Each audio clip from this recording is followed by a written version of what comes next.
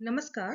चित्रसूत्रम के 5वें वीडियो में आज इस वीडियो में हम जो चित्रसूत्रम के 9 अध्याय हैं उसमें से चतुर्थ अध्याय जो कि 38वां अध्याय है विष्णु धर्मोत्तर पुराण का, उसको विस्तृत चर्चा करते हैं। तो इस चतुर्थ अध्याय का नाम है प्रतिमा लक्षण वर्णन। और इस पूरे अध्याय में चित्रसूत्रकार ने प्रतिमाओं को बनाने के बारे में विस्तृत चर्चा की है। और ये जो प्रतिमाएं हैं या आइडियल हैं उनके नॉर्म्स के बारे में बहुत डिटेल में डिस्कस किया है।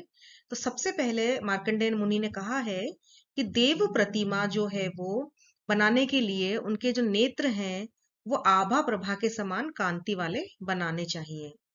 और आंख की पुतली काली हो, प्रसन्न मुद्रा में हो, आंखों की बरौनियां भी लंबी लंबी विकसित हो, रुचिकर हो, मनोहर हो और साथ ही सुकुमार भी हो। तो देवताओं के चित्र में इसीलिए इनके जो नेत्र हैं वो गाय के दूध के समान उज्जवल भी होना बताया है। तो इस तरीके से देवताओं के मुख की प्रतिमा का मुख चौकोर हो, पुष्ट हो, प्रसन्न हो और सांसारिक और जो है पारलौकिक इन सभी लक्षणों से संपन्न हो। तो देवताओं का स्वरूप जैसा हंस पुरुष के बारे में बताए हैं अब तक पिछले वीडियो में या पिछले अध्यायों में, तो मार्कंडेय कहते हैं कि देवताओं का स्वरूप हंस पुरुष के प्रमाण के समान ही होना चाहिए और वैसा ही बनाया जाना चाहिए। देवताओं की आंखों की बरौनियां और भौहों पर लोम अर्थात बाल होने चाहिए। इसके पश्चात वो कहते हैं कि उनका शरीर के जो अवशिष्ट अंग हैं सिर के अलावा देवताओं को लोम रहित अर्थात बाल रहित बनाना चाहिए। और जैसे स्वर्ग में रहने वाले या देवताओं का स्वरूप हमेशा 16 वर्ष का ही अंकित करना चाहिए। तो इसीलिए समस्त देवताओं जिनका शरीर है वो बहुत ही युवा अवस्था का दिखाया जाना चाहिए, अर्थात 16 वर्ष की आयु के आसपास ही चित्रित करना चाहिए। इसके पश्चात कहते हैं कि मुख अथवा सामने का भाग सर्वदा प्रसन्न मुद्रा में चित्रित करना चाहिए।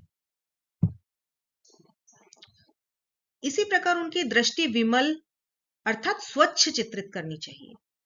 और देवताओं को मुकुट, कुंडल, हार या बाहों में पहनने वाले गहने जिन्हें भुजबंद कहा जाता है और अलंकृत कर देना चाहिए, पूरी तरीके से सुसज्जित कर देना चाहिए। तो देवताओं को मांगलिक पुष्पों की माला भी धारण करानी चाहिए। उनकी कमर में कमरधनी और पैरों को भी आभूषणों से भूषित करना चाहिए, अर्थात उनका पूरा शरीर अलंकृत और सुसज्जित कर देना चाहिए। देवताओं के बाएं घुटने पर दाहिने घुटने को अवस्थित करना चाहिए। और देवताओं को ओढ़ने का वस्त्र अथवा दुपट्टे को भी मनोभिराम और सुंदर बनाना चाहिए। देवताओं के मस्तक के सिर के समीप प्रमाण से चतुर्ष आभा चित्रित करनी चाहिए। आभा मंडल अथवा मंडलाकार वृत्ताकार प्रकाश चित्रित करना चाहिए जो उस देवता के समान ही दिखाई दे।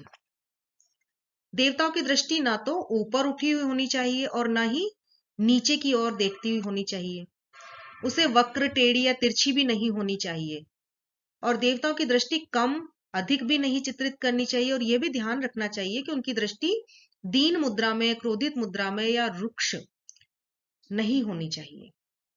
इसके पश्चात आगे मार्कंडेय और कहते हैं कि देवताओं की ऊपर उठी हुई दृष्टि जो है वो मरण का कारक होती है, नीचे झुकी हुई दृष्टि शोक का कारक होती है और तिरछी और टेढ़ी दृष्टि धन के विनाश का कारक बनती है। उनकी हीन दृष्टि जो है वो ओछी दृष्टि मृत्यु को देने वाली होती है। इसलिए देवताओं को दृष्टि जो है वो सम होनी चाहिए। सम दृष्टि का तात्पर्य है न ऊपर न नीचे, न तिरछे, न न्यून, न अधिक, ऐसी दृष्टि जिसमें दोनों आंखों का स्वरूप एक बराबर हो। देवताओं की प्रतिमा का उदर भाग क्षीण नहीं चित्रित करना चाहिए और न ही लंबा या चौड़ा बनाना चाहिए। वह प्रतिमा खंडित और कटीफटी भी नहीं होनी चाहिए। प्रतिमा को नीरस भी नहीं होना चाहिए और प्रतिमा का मुंह घूमा हुआ अथवा ऐठा हुआ भी नहीं लगना चाहिए। साथ ही देवताओं की प्रतिमा को झुकी हुई भी तो बिल्कुल भी ना चित्रित करें। देवताओं की प्रतिमा बनाते समय उनके प्रत्येक अंग को प्रमाण युक्त बनाना चाहिए। जैसे क्षीण पेट वाली प्रतिमा के चित्रण से भूख या क्षुधा का भय होता है। अधिक पेट वाली प्रतिमा के निर्माण से मृत्यु का भय होता है। देवताओं की खंडित प्रतिमा जो है मरण का कारक तो होती है, ओछी प्रतिमा जो होती है वो शोक का कारण भी बन जाती है, धन के विनाश का कारण भी बन जाती है। इसलिए देवताओं की घूमी हुई अथवा ऐठी हुई मुख वाली प्रतिमा का निर्माण से कुल का नाश होता है। प्रतिमा के सामने की तरफ आभा या चमक के निर्माण जो है वो धन का नाश करती है। इसलिए प्रतिमा के दाहिनी तरफ के निर्माण से वह मृत्यु का कारण बन जाती है। प्रतिमा का मुख पीछे की तरफ होगा तो पुत्र का नाश करने वाली, और ऊपर की ओर होगा तो भय का कारक हो जाता है।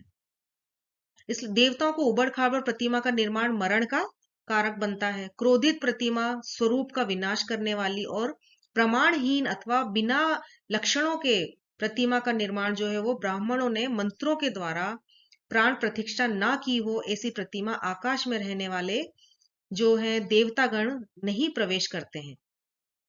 इसीलिए प्रत्येक प्रतिमा का मंत्रों द्वारा उसमें प्राण प्रतिष्ठा भी की जानी चाहिए। तो सभी प्रकार के प्रयत्न करके देवताओं की प्रतिमा को कुल मिलाकर प्रमाण युक्त ही बनाना चाहिए, क्योंकि प्रमाणहीन प्रतिमा में जो है सर्वदा पिशाच देवता और दानव दैत्य और दानव निवास किया करते हैं।